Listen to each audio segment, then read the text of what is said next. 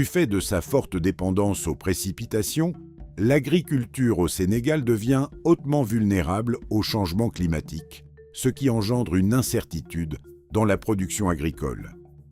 Divers impacts climatiques sont observés, incluant la sécheresse, la salinisation, la baisse de la fertilité des sols et les feux de brousse. L'initiative KEOU pour des exploitations agricoles familiales résilientes au climat s'est déroulée de 2024 à 2025 dans le cadre du projet Saga 2. En structurant la mise en place de 3 clubs conseils climat dans les régions des Niayes, de Diourbel et de Kaffrine, les capacités des agricultrices et des agriculteurs de ces communautés rurales ont été renforcées afin d'accroître leur résilience face au changement climatique. Les récoltes de ce projet novateur sont abondantes. jumtuwaay yi ma am pour xeex lu mel ni changement climatique tey lu mel ni dooleel suuf bi bokk na ci lu mel ni jëmbatum garab bokk na ci lu mel ni lu may ruujee samay tool di bàyyi xel bañ di ko fàkk ba mu set loolu bokk na ci bokk na ci tamit bañ di bay tool bi saay bu nekk ñaari yoon gerte wala ñaari yoon ñebbe wala xaal su ma bayee lii ren gerte beneen at bi dama koy bay dugub di ko weccewle beneen bi tamit lu mel ni yoonu ndox yi loolu tamit jumtuwaay la boo xam ne dama koy xeexee changement climatique ndax soo defaree yoonu ndox bi fi mu doon jaar nga fexe ba baare ko pour mën a téye ndox bi loolu tamit dafay dundal suuf bi ba bu ndox bariwul tamit yow sa tool da nga mën a téye ndox bi pour xeex changement climatique loolu bokk na ci jumtuwaay yi lu mel ni compost tamit bokk na ci jumtuwaay yi ñu am parce que boo ko defee sa tool tos bi dafay téye ndox mi.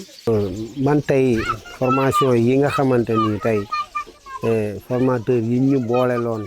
ci projet bi pour ñu former ñu formation boobu indil na ma lu bare indil na ma xam-xam bu bari xam-xam bi tey lu mel ni nu may war a jëfandikoo samay tool ba lu mel ni tracteur di ko mbéy moo xam ne day yàq suuf bi wala mu jaxase ko loolu xam-xam boobu jëlee naa ko ci beneen xam-xam bi mooy sama suuf su feebaree sax loolu jàngal nañ ma nan lay defee test bi ba mën a xam suuf bu am feebar beneen bi mooy jàngal nañ ma nan lay liggéeyee compost pour mën koo def ci sama tool yooyu yëpp ci formation yi jàngal nañ ñu ko loolu yëpp indil nañu ko ci formation. formation yi ñu defal amal nañu njëriñ ndax defal nañ ñu lii nii foos wàññil nañ ñu salte bi ci biir kër gi ñu yow lépp ñu def sa lii ba foos bi ñu ngi koy defaree ay li jógee ci bàyyi may ak li jógee ci alam bi àll ba tamit wan nañ ñu ni ñuy defaree suuf ba normal àll ba wan nañ ñu ko waaye léegi bañ duggee ci projet bi léegi wan nañ ne ni ñu béyee ba gis nga gerte gi nu mu mel foos bi tamit waa dëkk bi ñu bëri ñu ngi naan déwén dañuy defar foos ci foos bi ñu gis fee ne. waaw yokkute lañ ci jëlee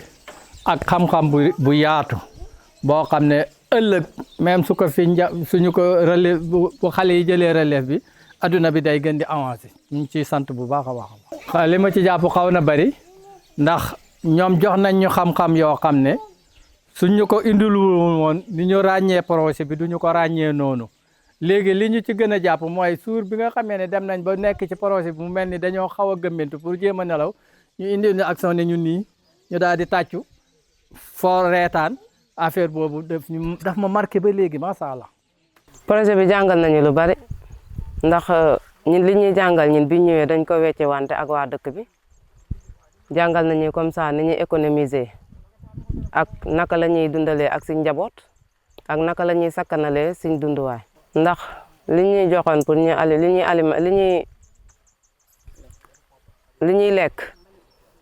li ñuy lekk indil nañu wér-gu-yaram parce que li ñuy dundee nii ak li ñu doon dundee bu njëkk du benn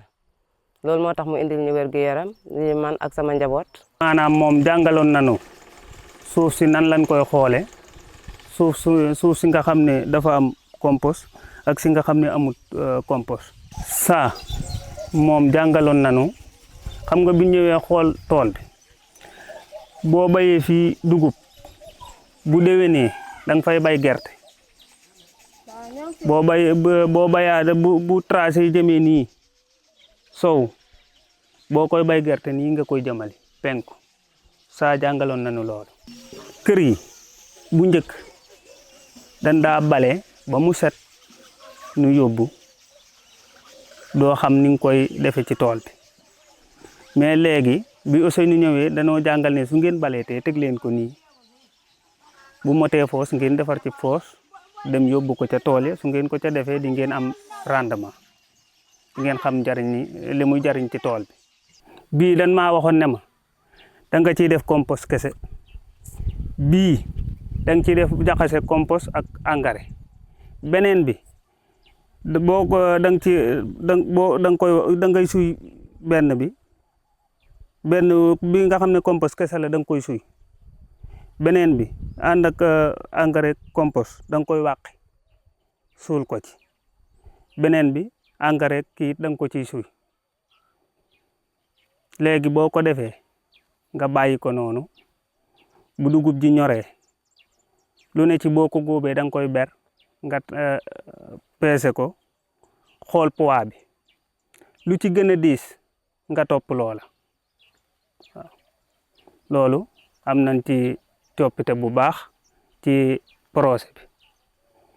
ku xool tool bi ni mu mel nga xam ne tool bi wax dëgg fa yàlla am na changement moom waaw. projet bi lim nu dundaloo moom wax dëgg fa yàlla baax na ndax li ñuy dund fi mu ne nii ban jotut ci projet bi daawuñu ko dund ndax fi mu ne nii ak ku ci am na ñoo xam ne nii sax bokkuñu ci tey jamono nu ngi bëggoon pour nu defaral leen compost bii ngir nu gis ci seen bopp ba génn nañu dëkk bi sax am ku dimbale woon defal ko te dëkku fi loolu nu dañ ko doon yaatal rek xam ne buñ ko yemalee ñun ci suñ bopp amul njariñ nan ko yaatal ba ñëpp bu mën cee gis seen bopp. projet bi amal nañu njariñ ndax man ci sama jëmmi bopp gis naa ci sama bopp sama famille it gis nañ ci seen bopp waaw ndax kam jàngal nañu noo xam ne nii tey ñoom buñ demee ba neetun fii it buñ ci continuer dinañu jariñ te wax dëgg gis nañ ci njariñ bu baax a baax. njariñ li mooy lii ngay gis nii bu ko yàlla àggalee ab dund moom di nga ko am loolu mën naa lii moom xam nga ne mën naa joxe firnde ci projet bi. waaw lii bi compost bi gën nañoo yombal suñu mbéy te tamit baax na ci lii bi gàncax gi ndax gàncax gi nam daan mel bu njëkk instant bi melun noonu que dafa gën a naatal suñu gàncax ay moom jàngaloon nañu ko tool bu suuf si amul doole ak tool bu am doole nañ koy xoolee ay jàngaloon nañu lool pour noo koy xamee ak nooy def ba xam ndax tool bi am na doole wala amul doole tam aussi nee na tool boo xam ne suuf si dafa taq. projet bi li ma ci gën a neex ci projet bi mooy projet bi da lay jox xam-xam boo xam ne ëllëg tamit bu ñoom boo fi nekkutoon yow mën ngaa kaa defal sa bopp ndax projet bi jox nañu xam-xam boo xam ne ci wàllum mbay ñun xamuñu ko woon. waaw ay compostage bi parce que amal nañu def nañ ci sunu moo ñu jàngal ni ñuy composté li ñu doon bale di ko tuuri léegi ñu ngi koy denc mbeq mi it ñu ngi koy denc pour defar compostage café gi ñu doon tuur ñu ngi koy denc doom bi ñu ngi koy denc parce que moom la ñuy defaree compostage bi miima yi ñuy bale ba tey ñu ngi koy denc pour defar loolu. lak tool dama ko doon def defatuma ko. man projet bi moom am nañ ci coppite parce que jàngal la xam-xam boole la jox la sa xaalis nga yóbbu ci sa njaboot am say saaboog say lépp di ci fóote wala boo amut diw sax nga jënd ci loolu lépp am nañ ko ci projet bi moom vraiment ñu ngi sant yàlla parce que dañoo boole jàngal ñu lu ñu yore suñu njaboot bi ba faw bu ma deewoon tey itam xale yi gis nañu ni may defee compost bi engrais bi ma doon jënd ay 75 000 léegi jëndatuma ko ma jënd ji ko dund ci sama biir njaboot loolu coppite la. ko waaw dajale nañ xobi mimi dajale nañ xotti gerte dajale nañ waasitu dajale nañu neefare bi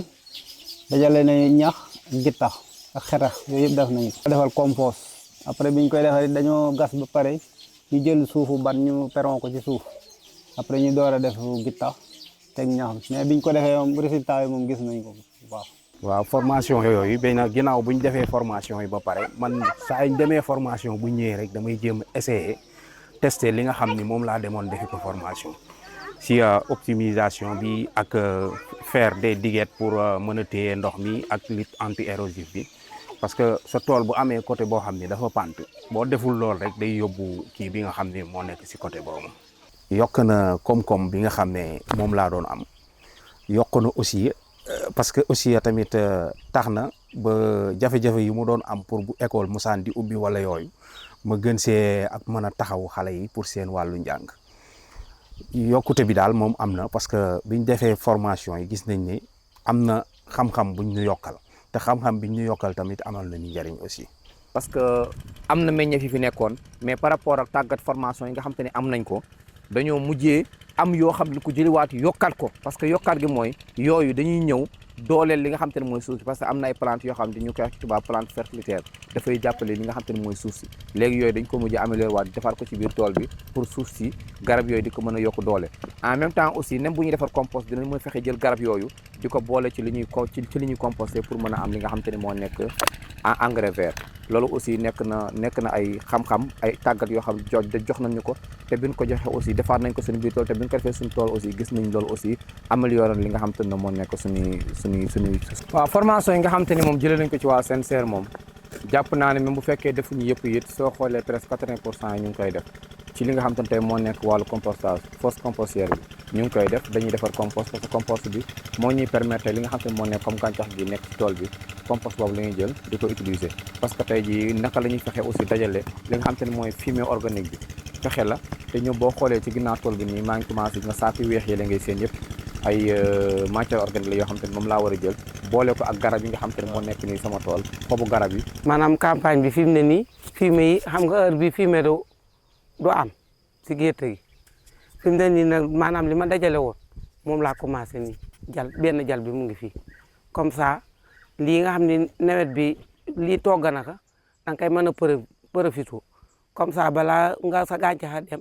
nga amaat fumier si gerte gi ndax heure bi fumier du am ndax nawet bi lu mu taw lay tey fi mu ne jal bi mu ngi ma composé fii mu ngi ma muur léegi loolu moom lay première bi moom laay commencé. léegi moom projet bi moom gis naa si yokkute ndax xam naa si ni ma composé sama tool yokku na si ndaxte heure bi daana fekk tool yi gis nga yi ma dendeel benn desatu fi te ginnaaw yàlla booy bu ma ne këlkin ni may composté ak këlkin ni may roosee ak yaxanal sama ndox it sant naa si yàlla ndax dama daa yendu fii ba timis ma doog a ñibbi dama daa sotti wax na yéen ni ñuy roosee wax na yéen xam naa si ni may composté xam naa si barasement tool bi mën naa si defar fumier yëpp maa ngi si sant yàlla waaw yokkute moom gis naa ko. gën na maa jàngal nan la ngay def sa technique bu bay ba sa production yokku jàngal na ma tamit nan la ñuy def espace su njëmbat yi ba njëmbat yi mën a dund mën a noyyi ndax njëmbat dafa war a dund war a noyyi jàngal na ma tamit nan la ñuy xoole suuf si ba suuf si nga xam ne war nga kaa tos defar ko ba mu baax bala nga cee jëmbat balaa say parkaamat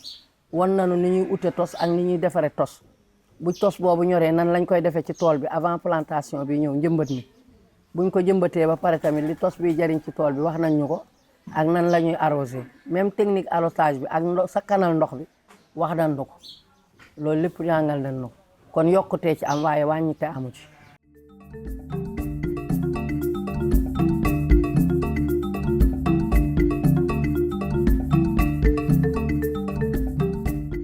Vu que notre objectif, notre vision était de faire une agriculture agroécologique, le projet est venu avec un apport, un appoint à notre vision, à notre objectif. Donc le projet est venu pour compléter les actions que la fédération faisait. Parce que les éléments qui composent le projet, par exemple la biodiversité, les ressources naturelles, tout ça, ce sont des actions qui vont continuer. Parce qu'il y a toujours des changements au niveau climatique. Donc on s'est engagé avec ce projet-là pour consolider des acquis, mais anticiper sur l'avenir. Et le plus important, c'est que le projet nous a permis d'intégrer les jeunes, les femmes, qui étaient plus vulnérables. Donc on a essayé d'impliquer ces jeunes, ces femmes-là dans le projet. Voilà, UPAD et FAPD. Je sais que le partenariat, on ne peut que l'apprécier parce que aussi c'est une organisation paysanne qui travaille directement avec les acteurs à la base. Et nous avons senti que ce projet-là, tout ce qu'il est en train de dérouler, c'est avec les acteurs à la base. Ça vraiment, ce sont des actions que la FAPD apprécie parce qu'elle est là au bénéfice de ses membres. Pouvons que féliciter le CNCR parce que vraiment, il est en droite ligne avec son rôle parce qu'elle est une fêtière. Ce sont des organisations à la base qui la composent et donc s'il trouve que telle ou telle organisation est mieux placée pour développer un projet, le fait que le CNCR, via les organisations qui la composent, réfléchit vers ces organisations pour la réussite de ces projets, je ne dis que CNCR est vraiment dans ses actions. Il est dans son rôle et nous ne pouvons que l'apprécier. Ça apporte beaucoup de choses pour notre organisation. Parce que ça renforce la dynamique organisationnelle d'abord. Ça apporte aussi des nouvelles connaissances. Ça nous apporte aussi des nouvelles connaissances sur la fertilisation des sols, sur la santé des sols. Et ça nous permettra aussi de diviser ce projet, vulgariser ça au niveau de nos autres OP. Parce que nous intervenons dans son seul village, raison pour laquelle le projet nous a permis aussi de faire la multiplication au niveau des autres organisations et au niveau de notre membre. Oui, waaw projet bi tax ñu di parce que mooy dafa am njëriñ parce que dafa am impact parce que impact bi moom mooy comme dañuy defaraat suuf bi mooy comme niñ ko waxee ci projet bi ci ñi dekkal suuf ay fosse compost yoo xam ne defar nañ ko former ci suñu producteur ñu def ko vraiment wàññi na leen fere bi ñoo fere ci engrais bi danañu yokk njëriñ parce que defaraat suuf bi ñu war a defar moo tax tey ñi ci nekk nii ñoom ñooy tourner former ñeneen ñi parce que ay producteurs la ñoo xam ne former nañ leen mais dinañ former ñeneen ñoo dañ ko multiplier ba mu daj ñëpp te aussi au moins li ñu def ren quelques hectares la mais déwén mën nañ multiplier mën nañ ko def 3 ou 4 yoo xam ne dana ko ëpp ci liñ ko multiplier. En tout cas EPID moom lu am solo la fii ci suñ kuréel yi mooy suuf parce que CNCR day def porte plaidoyer ba producteurs yi maanaam accès ci yenn appui yi nga xam ne partenaires yi ñu ngi leen koy defal su EPID ak ñu mel ni ñoom.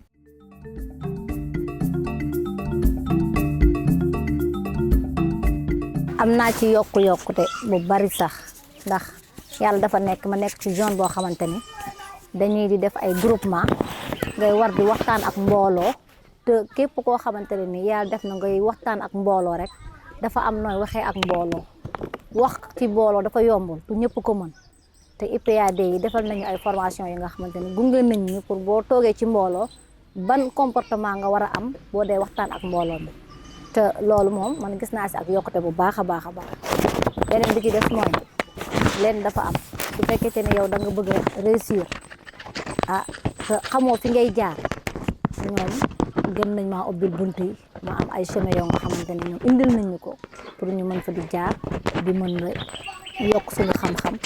ci ànd bi ñu ànd ak ñoom ci mbooloo yi nga xamante ni dinañ koy dem ci liggéey yi nga xamante ni nekk nañ ci am nañ ci ak yokkute bu baax a baax. Mais ça a permis également à la FAPD aussi d'élargir un tout petit peu son réseau également. Parce que la FAPD ne travaille pas avec ceux qui sont de Kaffrine et ceux qui sont de Bambey. Donc aujourd'hui, grâce à ce projet-là, il a permis à la FAPD d'avoir des idées de ce que les autres font en termes d'agriculture. Parce que nous, on est un peu spécialisés, mais on travaille beaucoup plus sur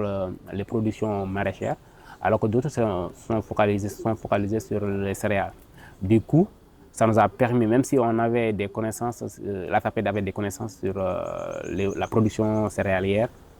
mais ça a permis à la FAPED de découvrir d'autres zones, découvrir d'autres personnes et d'autres pratiques qui se font ailleurs. Donc pour moi, c'est un apport considérable pour nous et pour la FAPD. Donc pas uniquement pour moi, mais aussi pour la FAPD. Bon, je peux dire que la participation du projet m'a apporté beaucoup de choses, comme la prise de parole au public, puisqu'il nous donne des formations qui ressemblent à ça, et sur les bonnes pratiques dans l'agriculture et comment la résilience pour le climat, le changement climatique. On nous donne des techniques qu'on va appliquer pour ça. Et aussi, ça m'a apporté beaucoup d'expérience sur l'agriculture et d'autres choses qui n'est pas l'agriculture, mais qui sont à l'intérieur de ça. Ça m'a donné aussi une autre vie qui puisse une évolution sur beaucoup de choses. En tant que formateur paysan, mon rôle c'est d'accompagner et d'orienter les producteurs membres du club conseil climat en les enseignant ou bien restituant tout ce que nous a été enseigné avec les volontaires qui étaient venus là du Canada et les volontaires et les formateurs du CNCR. Notre rôle, c'est de vulgariser ça aux autres dans le club, leur orienter, leur accompagner durant les travaux dans les champs de test. Et aussi, notre rôle en tant que paysan formateur, c'est d'essayer de vulgariser tout ce qu'on apprend dans le Saga 2 et aussi de faire connaître ce qu'est Saga 2, d'où vient Saga 2, avec IPAID et le CNCR, tout ça, c'est notre rôle. bi moom jariñ na ma lu bari ndax tax na ma xam lu bari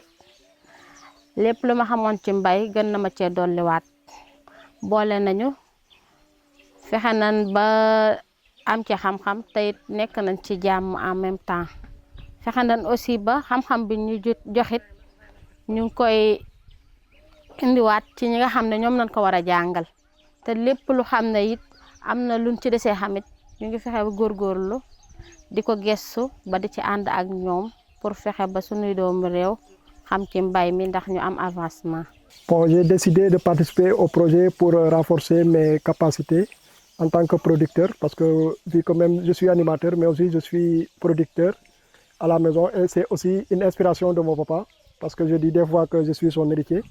Et vu que lui, il travaille à la fonction de Thiès, qui est membre du CNCR, ça m'a beaucoup inspiré. Et j'ai toujours voulu aussi aider les populations à mieux travailler la terre, parce que des fois, je dis que tout ce que nous mangeons vient de la terre. Donc, il faut la protéger pour avoir une bonne hygiène de vie, mais aussi préparer l'avenir.